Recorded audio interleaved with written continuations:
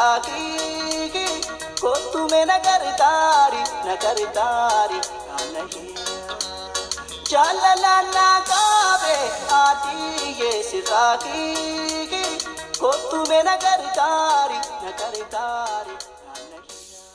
Qashtiin uffata adii baay'ee miidhagu tokko uffattee ilillii diimaa jaalalaaf namni waliin kan bareeddu takka qabattee ilillii sana urgeeffataa yeroo garii lafa ol kaatee yeroo garii lafa magariisa taa'umsaaf baay'ee nama hawwatu takka keessa kophaa teessee ijaan namoota ishirraa achi fagaatanii wal kofalchiisaa karaa irra deemaa jiran osoo daawwattu boonaa qamisa bifa diimaa baay'ee nama hawwatu tokko uffatee kitaaba tokko qabatee dhaabbatu agartee gama boonaa miilan achi deemuu eegalte. Akkuma boonaa bira dhayiteen miila tokkoon jimbilfattee tokkoon akka nama ofirra taa'utti teessee ilillii san baaftee boonaaf kenne. Boonaanis miira gammachuutiin guutamee ilillii san irraa fudhatee harka ishii qabee lafaa kaasee akkuma inni itti maramuuf harka isaa lamaan baneen qashtiin tasa dammeeyxee hirriba keessaa kaanan baay'ee aartee maaliif jette sagalee ol fuutee. Ishuma akkasitti iyyite hiriyaan isheetan ishee waliin rafaa turte rifattee hirriba keessaa kaatee ifaa qabsiiftee maal taate qashtiyyee jennaanin qashtiinis jaalala boonaa akkas dheebuttee akka boonaa agarte itti himnaan hiriyaan isheetis xiqqoo itti feeyxet heeruma hayyee boonaa kee numa argattaa hin yaadin abshir jettee jajjabeessitee rafte.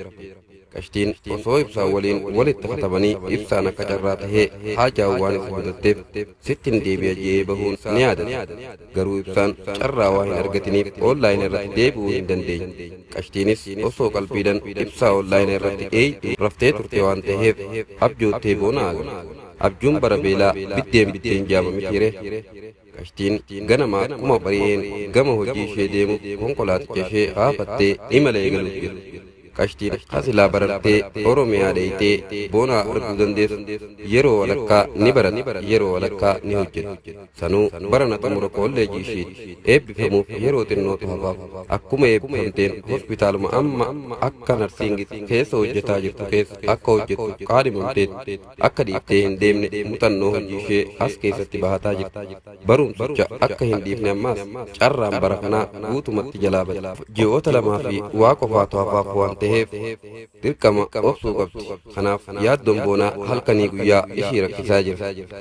Yaa boonaa ko bineensi akkana jalaa si nyaan allaattiin akkana jalaa si kudhan na dubbis ufiin jechaatu konkolaaticha ishii gama hojii ishee oofaa sirba kana itti banattee ittiin boharaa gama hojii Ozona mijaawee barareen dhufaa si bira si yaadannaa ni eessan qaaman na gora.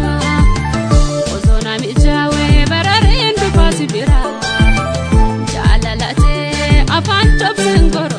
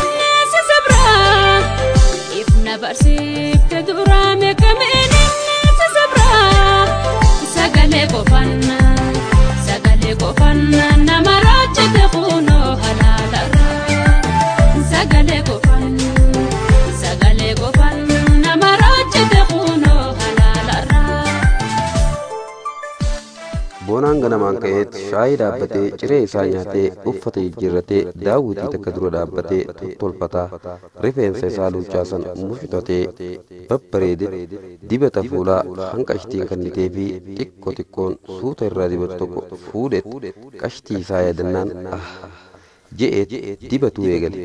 Akkuma dibateen daawwitii keessatti uf laaleet fuula isaa kana uf haxaayaa hidhii isaa tatakkaa dubra hin dhungatin san ubaan rirrigaat akkana ofiin ja'a.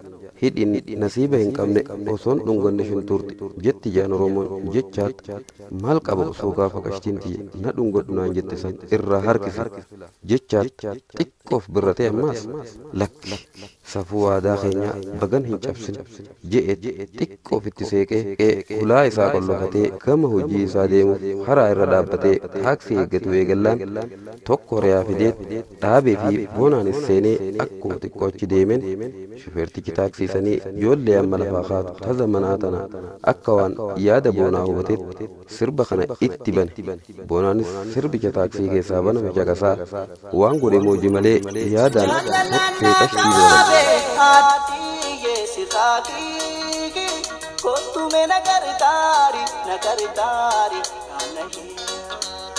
Jalalana kabe aadiye siraki kotu me nagartari anahiya.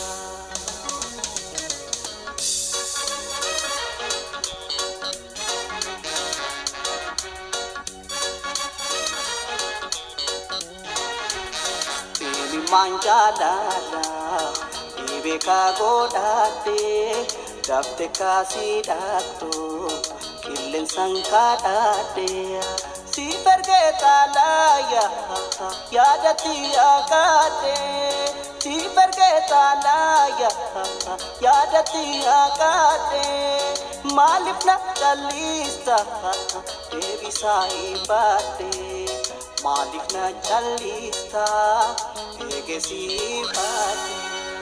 Jalalana kabe aadiye siraki kotu me nagartari.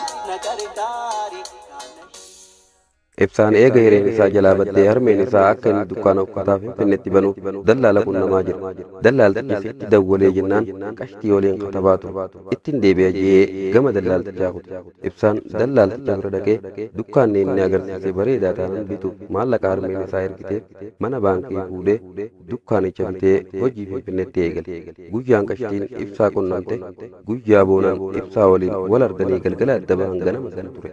Ibsaanis dukkaanicha keessa taa'ee boonaan akka dukkaana kana fudhatee hojjetu jee sammuu isatti haasa. Makiinicha kiyya kanas fudhatuu qabu. Haa fudhatu. An harmee kiyya bira dhaquudhaaf maallaqa hammana hin jaamne osoo nama kaanii kaanitti guuruun balleessee jira. Boonaan dukkaanicha kana fudhatuu qabu. Ammumaa dawwaleen itti hima jee bilbila isaa baafatee dawwallaaniif bilbilli boonaa hin hojjetu. Maaliif bilbila cufa jee yaadde. Boonaan harmee isaa dhukkubsattee baadiyyaa deemuu hin dhageenye ture ibsaan. Galgaluma manatti itti dhaqee sarpiraayis isa godha jee ofiin haasaa ibsaan. Dukkaanichis uffata moodeelistiin kan guutame ta'uu isaa diran kastamara baay'ee waan qabuuf ibsaan biizii ta'ee telefoon boonaaf hin dawwala jee hiishaa ol baafate minjaaluma isa dura taa'urra kaahee maamiloota isaa gargaarutti seena. Jarreenni dukkaana irraa bitates akka carraa ta'ee laaqanni waan ga'eef laaqana nyaachuuf biraa bahanii turan. Tanumaaf sana gidduudha tokko rifeensa jala haaddatee deemu osoo ibsaan gama isaanu kanaa maamiloota isaa gargaaraa jiru telefoona isaa fuudhee dafee hummeeq jee gaafate gatiin irra jirti ilaali ibsaan jennaane ni kaale jee lafa kaa'eet dafee bahee akkasitti ibsaan telefoona isaa hatabe baay'ee gaddee gama firii hulaa cufee gama mana isaa kutaa. Maankee tulfaatee ka'anaaf feenaa oolte rakkinaaf gadadoo kan nafaan argitee. Anoo humnaan qabu waa tokko siin godhoo du'ee baaduus illee aansinee hirraanfadhu. Anoo humnaan qabu waa tokko siin godhoo du'ee baaduus illee aansinee hirraanfadhu.